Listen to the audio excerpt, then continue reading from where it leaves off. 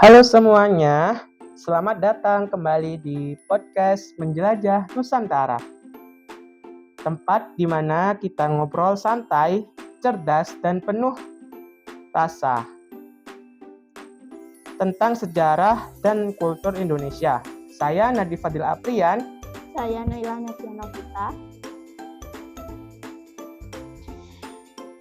Dan hari ini kita bakal ngajak kamu menyelami salah satu situs sejarah Islam terbesar dan paling utama dan paling ramai, ziarah di Jawa Timur, Makam Sunan Ampel, Surabaya. Kalau kamu pernah lewat di kawasan Ampel, aroma sejarahnya itu kuat banget. Bukan cuma tentang makam seorang wali, tapi juga pusat peradaban, dakwah, dan budaya yang masih hidup sampai hari ini. Betul. Jadi duduk santai, tarik napas, dan mari kita mulai perjalanan ini. Kayaknya ini kita pindah aja yuk. Terlalu terang.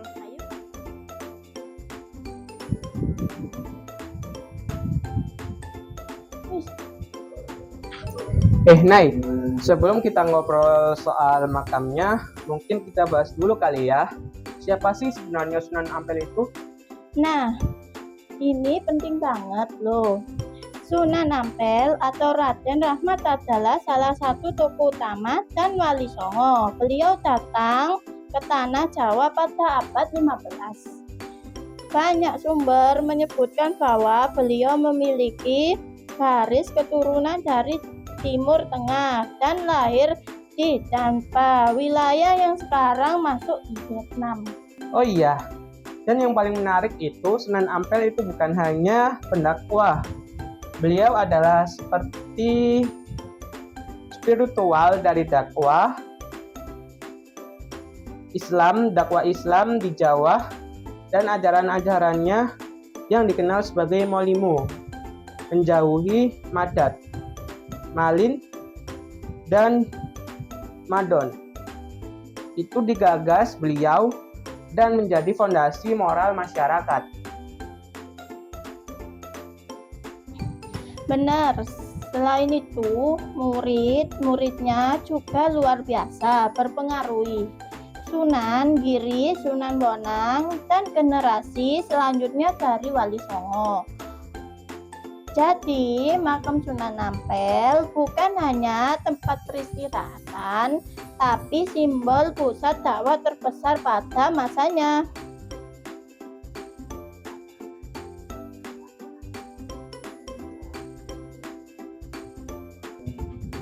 Mari kita masuk ke segmen kedua.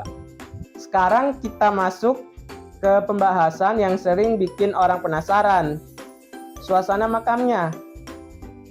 Jadi, kompleks makam Sunan Ampel itu berada di kawasan Surabaya, disebut juga Kampung Arab, yang terletak pada Masjid Ampel yang legendaris.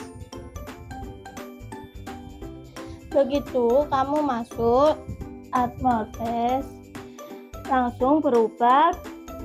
Ganggang kecil dengan bangunan tua, toko parfum Arab, siwa kurma hingga sajadah memenuhi sepanjang jalan, seolah-olah kamu di bawah perbatuan budaya Jawa dan Timur Tengah.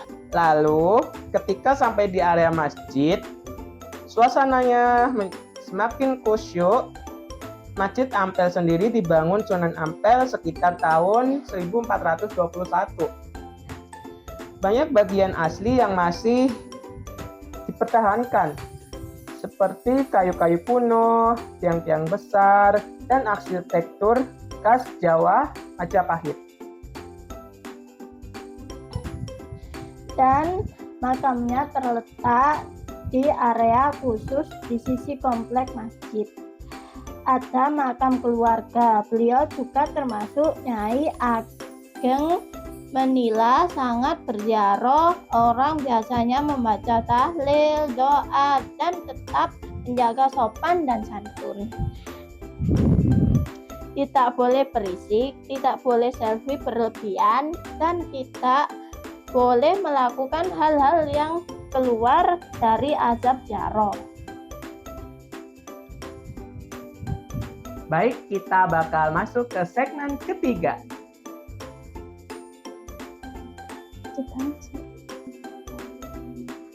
Bicara soal adab dan nilai, ini sangat menarik karena ziarah ke makam Sunan Ampel bukan hanya datang lalu pulang, tapi banyak yang merasakan bahwa kebutuhan spiritual seperti doa dan tahlil yang telah disebutkan oleh Nailah, yang rasanya itu tenang sekali. Ya, karena ajaran Sunan Ampel itu sangat harmonis. Beliau menekankan kedekatan dengan masyarakat, akhlak, dan adaptasi budaya tanpa harus menghapus identitas lokal. Ini yang membuat Islam tumbuh dengan damai di Jawa.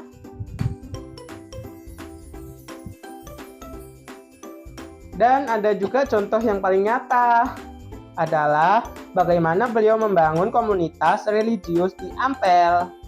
Santri-santri dari berbagai daerah juga datang untuk belajar lalu kembali ke kampung masing-masing, membawa ilmu yang sejuk. Sampai hari ini, pola itu tetap bertahan di banyak pesantren.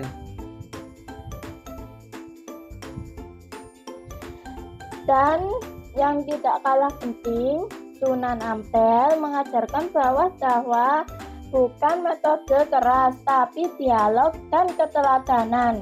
Ini terasa dalam cara masyarakat di Ampel menyambut tamu ramah, sabar, dan menghargai perbedaan.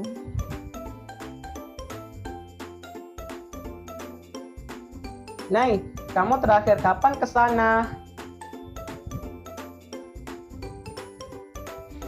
Tahun lalu. Dan yang bikin saya selalu terkesan adalah betapa hidupnya kawasan itu. Tidak hanya ramai oleh perziarah, tapi juga pedagang yang menjaga adat sopan dan santun. Ada satu ibu-ibu yang jual jiwa sambil cerita sejarah masjid, padahal dia diminta bercerita. Serasa ikut kelas secara gratis. Hahaha, iya ya, saya juga pernah mengalami hal itu. Beberapa kali pedagang di sana malah ngasih pengingat, kalau masuk makam itu jangan lupa lepas sandal, Mas. Jadi walaupun wisata religi tetap ada unsur edukasi yang kuat nih. Oh iya,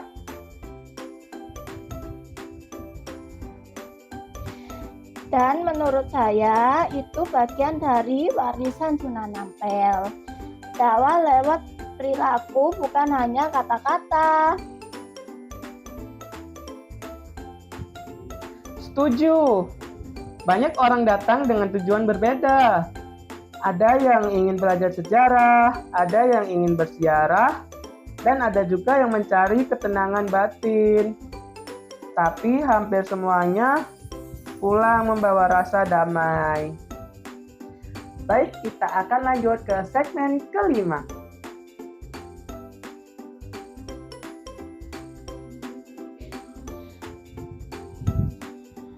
Untuk kamu yang mungkin sedang mempertimbangkan berkunjung, pesan saya sederhana, datanglah dengan hati yang tenang. Nikmati arsitektur masjidnya, hirup suasana budayanya, dan rasakan nilai dakwah yang diwariskan sejak ratusan tahun yang lalu. Dan kalau kamu ingin mendapatkan pengalaman penuh, datanglah saat sore menuju malam. Lampu-lampu di sekitar masjid dan Gang Ampel itu memberikan suasana yang sangat damai loh.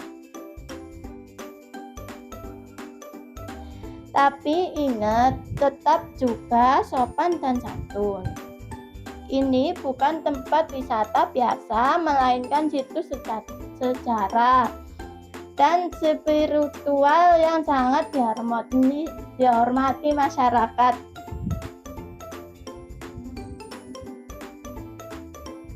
Oke, kita akan memasuki closing.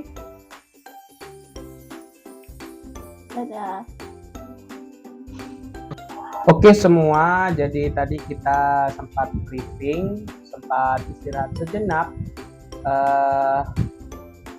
Baik, kita akan melakukan closing ya teman-teman. Jadi inti dari pembahasan ini itu makam Sunan Ampel itu beragam dan juga bisa kayak membaca tahlil, terus membaca yasin untuk kita dan menenangkan hati kita ya teman-teman ya. Kemudian semoga kita mendapatkan insight atau pengalaman dan semakin bangga dengan sejarah negeri sendiri. Terima kasih sudah mendengarkan. Jangan lupa follow podcast ini dan bagikan ke teman-teman supaya makin banyak yang mengenal warisan Nusantara. Bye bye. Saya Raffi. Saya Naila. Sampai jumpa di podcast berikutnya. Wassalamualaikum warahmatullahi wabarakatuh. Dadah. Jangan lupa follow.